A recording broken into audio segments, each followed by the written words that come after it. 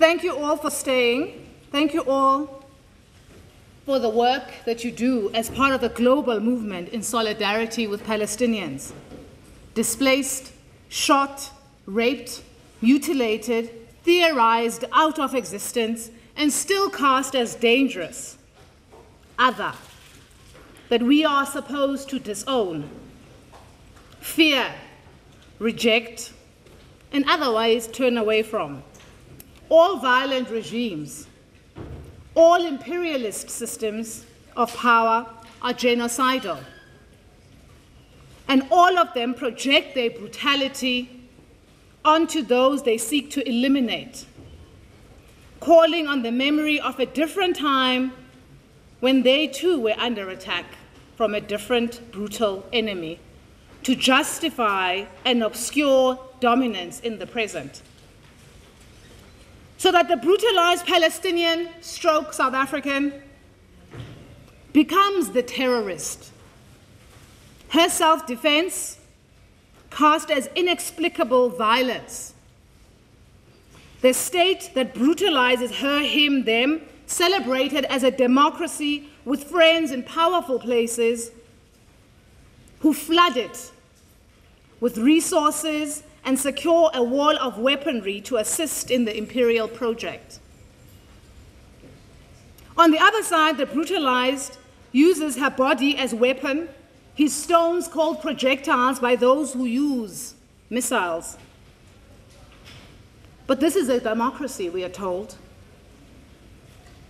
as those recognized as fully humans enjoy the protection of a fully fledged global capital-supported imperial army, deceptively called the Defense Force, so they can enjoy prime property, beautiful exclusive beaches. The normalcy that comes from this vampiric democracy that clears people, homes, olive trees, families away to create the leafy suburbs of cities with checkpoints. It sounds very familiar. Stones as projectiles against an apartheid army armed to the teeth with North American and European nations as friends that grew fatter on the profits of our blood.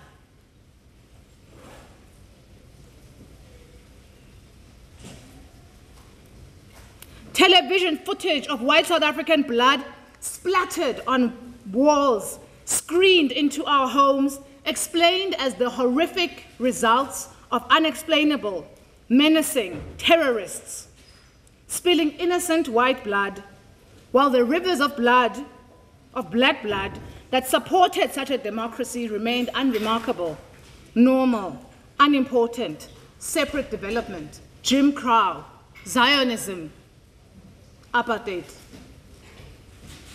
In her war triptych, Silence, Glory, and Love, South African feminist poet and academic Habiba Baderun intertwines the experiences of love, loss, displacement, and alienation in South Africa and Palestine. Because Baderun's triptych is so short, I will read it in its entirety. War triptych, Silence, Glory, Love. 1. Accounting. The mother asked to stay. She looked at her silent child. I was waiting for you. The quiet of the girl's face was a different quiet. Her hands lay untouched by death. The washer of bodies cut away her long black dress. Blue prayer beads fell to the floor in a slow accounting. The washer of bodies began to sing a prayer to mothers and daughters.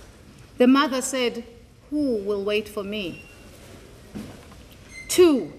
Father receives news that his son died in the Intifada. When he heard the news, Mr. Karim became silent. He did not look at the cameras, nor at the people who brought their grief. He felt a hand slip from his hand, a small unclasping, and for that he refused the solace of glory. 3. Always for the first time. We tell our stories of war like stories of love, innocent as eggs. But we will meet memory again and at the wall around the city. always for the first time. The unnatural loss of children in the daughter whose body is prepared for burial, washed and prayed over as her mother attempts to take in her child with her eyes, noticing every detail of her silent child's body, their hands untouched by death in one, accounting. The father's silence, Mr. Karim, an inability to think of his son's killing as heroic, as glorious, choosing silence over this offered comfort in two. Father receives his news his son died in the Intifada. For Badarun, these parents sit with the corpses of their children, unable to receive fully the comfort offered by either the beautiful religious singing offered to the mother or the cameras that are ready to bear testimony to another heroic death in struggle, in just struggle and brutal war. Badarun dwells on the experiences of living in a war zone, of the intolerable loss, pain of loss of loved ones, of the inadequacy of narratives of glory and silence and heroism and grief, necessary as they are as part of living through war. Each story, each part of the triptych reminds us of the isolation and connection of grief. Each child killed under apartheid is loved in a singular manner. Each loss is for the first time. It is mourned, felt, a story of war and love at the same time. It is important to remember this, the Intifada, the armed struggle. This love and loss comes through as eloquently in Out of Place, the memoir of the late, great Edward Said, one of the most significant post-colonial theorists the world has seen, exiled Palestinian, who visited Palestine after finishing the memoir he wrote as he was dying of cancer and heartbreak. This is Said. After I finished the manuscript, I made a trip to Jerusalem and then Cairo in November 1998. I stayed in the former while I attended a conference on Palestinian landscape held at Bitzeit. And I journeyed to Egypt to participate in a doctoral defense of a gifted student of mine who teaches at Tanta University, 50 miles north of Cairo. I discovered anew that what had been a network of towns and villages in which all members of my extended family had once lived was now a series of Israeli locales, Jerusalem, Haifa, Tiberias, Nazareth, where the Palestinian minority lives under Israeli sovereignty. In parts of the West Bank and Gaza, Palestinians had self-rule or autonomy, but the Israeli army retained overall security control, nowhere more starkly than at borders, checkpoints, and airports. One of the routine questions I, Said, was asked by Israeli officials, since my US passport indicated that I was born in Jerusalem, was, when exactly after birth I had left Israel. I responded by saying I had left Palestine in December 1947, accenting the word Palestine. Do you have any relatives here? Was the next question, to which I answered, no one. And this triggered a sensation of such sadness and loss as I had not expected. For by the early spring of 1948, my entire extended family had been swept out of place and has remained in exile since. In 1992, however, I was able for the first time since our departure in 1947 to visit the family-owned house where I was born in West Jerusalem, as well as the house in Nazareth that my mother grew up in, and my uncle's house in Safad, and so on. All of them have new occupants now, which for tremendously inhibiting and unspecifiable emotional reasons make it very hard and actually impossible for me to enter them again, even for a cursory look. End of Said. The unspecifiable emotional reasons defy the language used to speak about such a grave, political, large-scale, and yet always deeply personal experience of being swept out of place. Badarun speaks and has written of how her mother sits in the car and cries in the parking lot of Cavendish Square in Cape Town. Cavendish Square is a premier mall that is significant, a significant part of South Africa's consumer culture. It also stands on and over the house that Dr. Jardine, Auntie Nazli, Habiba Badaroon's mother, grew up in. The house Jardine's parents built, decorated, raised their children in, lives only in the memory expressed in the unspecifiable emotions, always for the first time, a story of war and love, innocent as eggs. The day after I turned 12, without moving house or beds, I woke up in a new country. I went to bed a South African and woke up in a country that was supposedly called the Ciskei, a name considered a swear word by my parents and extended family.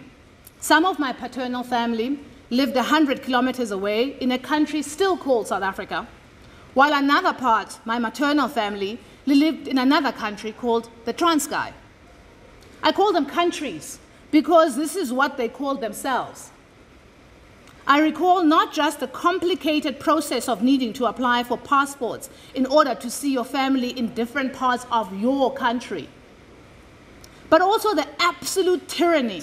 My heart still races at the memory, and I'm slightly breathless, of the Khai border crossing in a few minutes over a bridge that felt the size of hell, where these three countries' officials checked my parents' South African passports with our names as their children listed in them. Their performance, the humiliation of others, the violence of military men with the faces of 3 presidents through each door. At home, I was not allowed to say Transkei or Ciskei. At school, I was suddenly required to learn the names of the entire Ciskei cabinet, to stand for guards of honor for some minister my mother called a papagay. I was an adult before I realized a papagay was actually a parrot and not a puppet. A type of bird, a parrot, but used to mean puppet to the Nationalist Party. The Ciskeians took themselves very seriously. The minister's children were my classmates. They had Ciskei blue identity documents and were loyal to the president, Sebe. Blue and white flag, blue and white buses, blue and white buildings, blue and white until we were gagging from the blue and white violence of it all. We are a legitimate democracy, they said, with elections and friends in the international community. Thatcher, Reagan, they said. We have friends in big German banks. Israel recognizes us as a sovereign state, the Ciskeians said. The Republic of Ciskei. Surveillance, poverty, violence, threat, erasure, apartheid. You do not belong to South Africa, you belong to the dry patches we call the Ciskei, Transkei, Bophuthatswana, and so on it went. The young men and women who repeatedly fought back against being bludgeoned into this new Ciskei make-believe country, who would not give up their land, they with their projectiles, dangerous bodies, terrorists, banned, imprisoned, raped, erased. Palestinian feminist Layali Awad, who grew up in occupied Ramallah in the West Bank, speaks about checkpoints, being searched and humiliated on a daily basis. She notes, I feel like my childhood was taken away from me at a very young age. At the age of 5, in order to get to kindergarten on time, I had to leave my house hours early to cross the Israeli checkpoints that hindered my access to school. Despite my and my sister's young age, we were treated like security threats. The Israeli occupation dehumanizes and displaces Palestinians by enforcing a hierarchical system that discriminates against people based on race, nationality, ethnicity, and religion.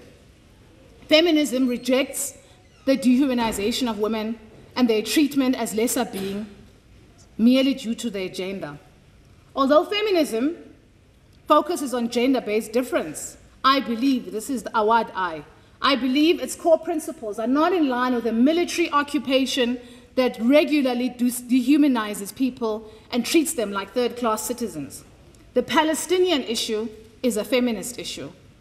And it inspired me to become both a feminist and a human rights activist, like Nefertiti Tadiar, Said, Baderun, Esak, Kala, Kozain, whom I'll end with. I support resistance against the inhumane acts committed by the Israeli occupation and support the academic, cultural, and sport boycott of Israel. It makes as much sense as the academic and cultural boycott of apartheid South Africa. At a time when in our own country, we are thinking again about the importance and urgency of decolonization. Our solidarity with Palestinians needs to also take on this urgency and retain this urgency. Occupation is colonialism. Our solidarity with Palestinians needs to also take on this urgency. Occupation is colonialism, as the activists and thinkers of Palestine, Tadiar and Said have so repeatedly shown us, in case the similarities were not already crystal clear. And so, as feminists, internationalists, decolonialists, fallists, anti-racists, queers, Pan-Africanists, we need to remain steadfast in our solidarity efforts until Gaza is free, until Palestine is free. In January, in Dublin, with my family, Dublin, Ireland, there were signs everywhere, stenciled Palestinian flags in a city celebrating the centenary of the Easter Uprising, when a city took on an empire. Palestinian badges on Sinn Féin members leaving their party's launch of the centenary, graffiti that screams "Free Gaza" on the walls of the post office, the site of where the uprising was launched. I know what apartheid looked, felt, and smelled like. I lived until an adult under apartheid. So did Baderun, Kozain. But we do not stand in solidarity with Palestinians only because we are Black South Africans, feminists, internationalists, queers, anti-racists.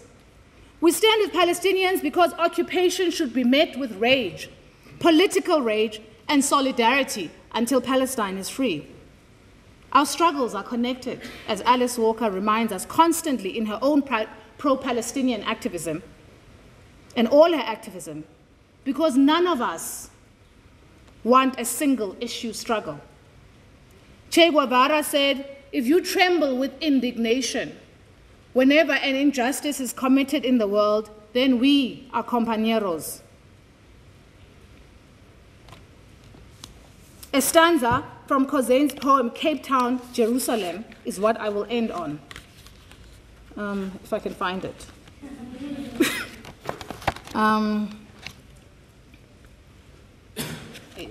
Okay. Maybe I'll just read the whole thing. Cape Town, Jerusalem, and it starts with an epitaph from Said after the last sky. Being in the inside is a privilege that is an affliction, because our interior is always occupied and interrupted by others. We have developed a technique of speaking through the given, expressing things obliquely and so mysteriously as to puzzle even ourselves. And this is Kozain. Often now I turn away from things, from jubilance, save that which from a quiet word may grant my moment's worth. A hometown's olive orchard that shivers in dust like the pit-pat as fruit fall free to the ground, or the homeless manic's quiet rage at grace when a shop owner hands him coffee. Most of all, I walk so I may reach home and try to know myself so I may turn to work, and turn more from the racial rage I need still in myself, as I turn from the stone's articulate act and seek the sentence long enough to house my tribe, even as I know of neither's existence.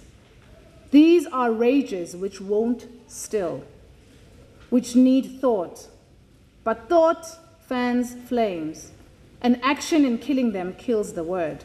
Yet in my silence, there is this rage, still this rage, or globally.